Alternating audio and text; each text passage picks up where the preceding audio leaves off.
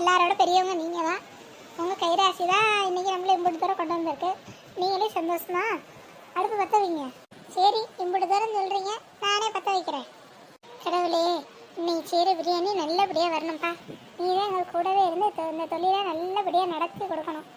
உன்னை வேண்டிக்கிட்டு இந்த அடுப்பை நான் பற்ற வைக்கிறேன்ப்பா.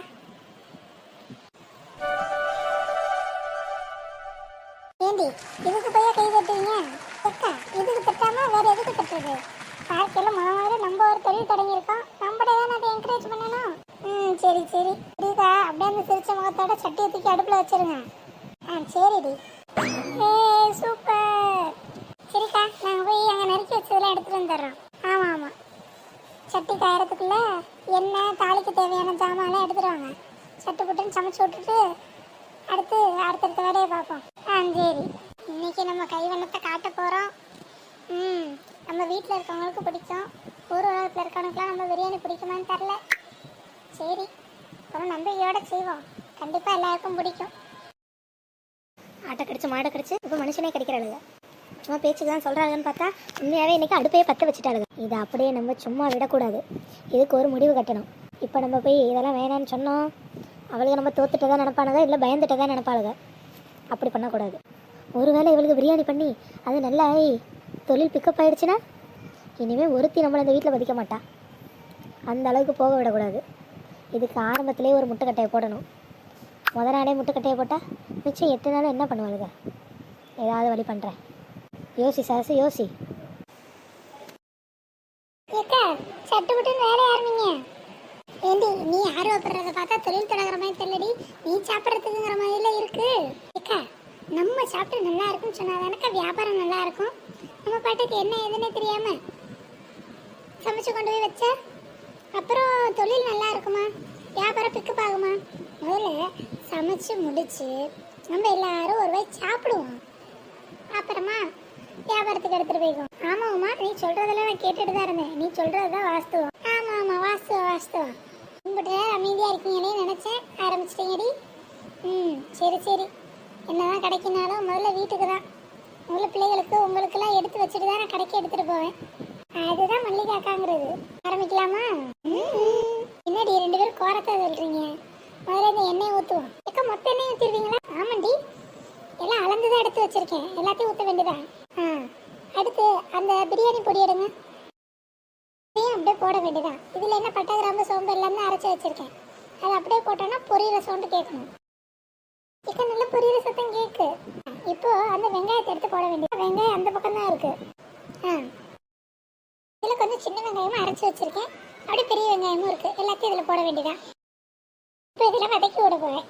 இப்போவே நல்லா வாசம் வருது, பிரியாணி சூப்பராக இருக்கும்னு நினைக்கிறேன். கண்டிப்பா எனக்கு அப்படிதான் தோணுது. இப்போ கொஞ்சமாக கல் உப்பு எடுங்க. சால்ட் உப்பு தான் இருக்கு. சால்ட் உப்பு தான் இருக்கு. அப்படியா? எனக்கு இதில் நிதானம் தெரியாதே. கல் உப்புனா கரெக்டாக தோராயமாக ஒரு 4 படி அடிச்சு போடுவேன். இது சால்ட் உப்புங்கிற எப்படி போடுறது? சரி கொடு, அப்புறமா பார்த்துட்டு போட்டுக்குவோம். சரிக்கா, இந்தாங்க. நான் வேணா போய் கல் உப்பு எடுத்துட்டு வரட்டா? இல்லடி, அப்புறம் சேர்த்துக்குவோம், இப்போதைக்கு இது போதும். இந்த ஸ்டேஜில் ஏந்திரம் உப்பு போடுறோம், அப்போ தான் வெங்காயம்லாம் நல்லா வதங்கும். அடுத்து இஞ்சி பூண்டு பேஸ்ட் அப்படியே கவுக்க வேண்டியதான். அடுத்து என்ன, தக்காளி கறி எல்லாம் அள்ளி போட வேண்டியதான். நல்லா பழுத்த பழமா எடுத்து வெட்டி வச்சிருக்கேன், அதே இதில் போடணும். ஏண்டி, புதினா மண்டி எங்க? சுத்தருங்க எடுத்துட்டு வந்துடுறேன், மறந்துட்டேன். அடி ஒத்தரசா, சீக்கிரம் வா. சரி சரி, அதனால ஒன்றும் இல்லை, நம்ம கறியை போட்டு வதக்குவோம், அடுத்து புதினா மண்டி போட்டுக்கலாம். சரிக்கா. ஏக்கா, எனக்கு பச்சை கறியை பார்க்குறப்பே ஆர்வம் தாங்கல. பிரியாணி செஞ்சாலும் முதல்ல உனக்கு தான். கறி அள்ளி போடுறேன், போடுங்க போடுங்க, இன்னைக்கு ஒரு புடி தான். ஏக்கா இந்தாங்க, கொடு. இந்த பிரியாணிக்கு முக்கியமானது இந்த புதினா மல்லி தாம்மா, நல்லா தெரிஞ்சுக்கோங்க. சரிக்கா, நீ உள்ள போட வேண்டியதான். ஆம்பிட்டுதான். இப்போ கொஞ்சம் மிளகாத்தூளும் மல்லி தண்ணியும் போட்டு நல்லா கலரிங் கிளறி தேவையான அளவு தண்ணியை ஊற்றணும், கொஞ்சம் தயிர் சேர்த்துக்கணும். ஆம்பிட்டுதான். ஏக்கா சூப்பர்க்கா, வாசம் ஊற்றி வேற அடிக்குது. அடிக்காத பண்ண, நம்ம பிரியாணியோட வாசமே 4 தெருவில் இருக்கலையும் வர வச்சிடும். நீ வேணா பாரு, இன்னைக்கு பிரியாணி மொத்தமாக ஓடி நமக்கு லாபத்தை அள்ளி கொட்ட போகுது. கண்டிப்பாக நடக்கும். இப்போ மிளகாத்தூள், அப்போ அடுத்து தயிர், அப்புறம் தேவையான அளவு தண்ணி, அம்பிட்டு தான். இப்போ அப்படியே மூடி வச்சுட்டு கொஞ்ச நேரம் கொதிக்கிற அளவுக்கு வெயிட் பண்ணணும். அப்புறம் அரிசியை போட்டு நெய்யை ஊற்றி இறக்க வேண்டியதான். சூப்பர்க்கா, சூப்பர் சூப்பர். பத்தியா மனம் நல்லா வருதா? இன்னும் தண்ணி கொதிக்க கொதிக்க பாரு மனம் எப்படி வரும்னு. சரிக்கா.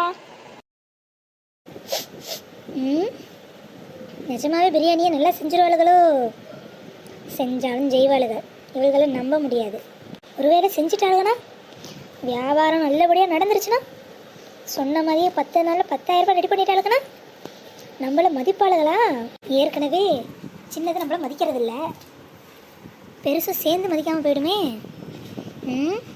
இதை இப்படியே விடக்கூடாது, ஒரு வழி பண்ணியே ஆகணும். இவளுக்கு கொட்டத்தை எப்படி அடக்கிறதுன்னு யோசிப்போம். ஏம்மா உப்புமா, உப்பு, கல் உப்பு, உப்புமா உப்பு வாங்குறவங்க வாங்கம்மா, சுத்தமான உப்பு. ஐடியா கிடைச்சிருச்சு. சரசு, கடவுள் உனக்கு துணையாக இருக்காண்டி.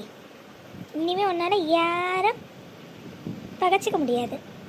உப்பில்லா பண்டம் குப்பையிலே, அது மாதிரி உப்பு கக்கிற பண்டமும் குப்பையில் தான். இன்னைக்கு நடக்கிற கூத்தை மட்டும் பாரு.